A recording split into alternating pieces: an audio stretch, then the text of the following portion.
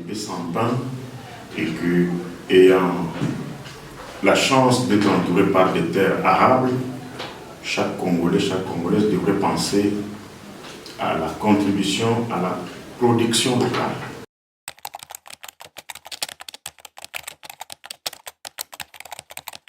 La paix en République démocratique du Congo, la paix dans les Grands Lacs, en Afrique et dans le monde. Je commençais par donner mon anecdote qui est partie de la récente récolte de manioc dans mon propre champ à Kavumu, et où j'ai dit carrément que la contribution au renforcement des mécanismes de la production locale pour renforcer notre autosuffisance alimentaire, c'est vraiment pour moi le nouveau nom de la paix. D'autant plus qu'il n'y a pas de paix sans pain et qu'il n'y a pas de paix dans l'oisiveté ou encore dans la paresse. Chacun doit s'imaginer une bonne manière d'utiliser à bon escient le pouvoir dont le bon Dieu lui a doté, celui de dominer le monde. Et pour dominer le monde, on doit être en paix d'abord avec soi-même et puis avec autrui. C'est de cette façon que nous deviendrons utiles d'abord à nous-mêmes et puis utiles aussi envers toute la communauté. C'était ça ma manière de porter mon idée à la célébration, à la commémoration de cette journée internationale de paix, étant donné que c'est aussi une forme de guerre, la dépendance excessive à la subsistance par les produits qui nous viennent de l'extérieur.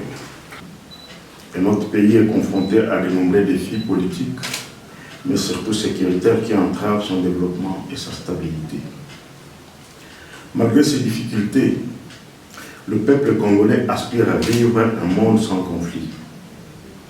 Et l'organisation Action pour la paix et la concorde, qui se veut un acteur de la société civile dédié à la promotion d'une culture de paix, œuvre sans relâche pour un avenir d'une Afrique sans conflit communautaire violent. Et cela à travers l'accompagnement des acteurs dans la prévention et la transformation.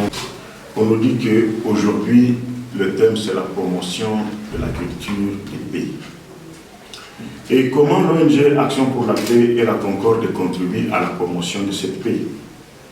C'est à travers plusieurs activités qui sont menées sur le terrain, tant en province du Sud-Kivu que dans plusieurs autres provinces de notre pays. Action pour la paix et la concorde travaille au niveau régional à travers le projet Dialogue transfrontalier pour la paix dans les Grands Lacs.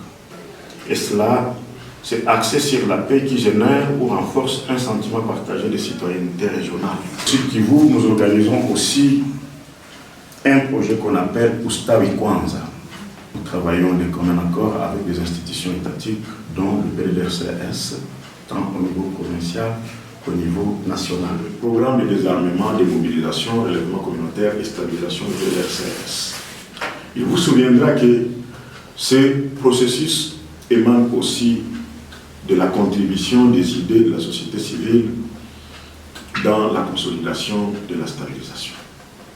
C'est fait que le président Tshisekedi, dès son entrée en fonction, il a érigé le PDDRCS comme une politique nationale de désarmement, de démobilisation, de relèvement communautaire et de stabilisation, comme le nouveau mode de stabiliser pas seulement l'Est, mais l'ensemble du pays.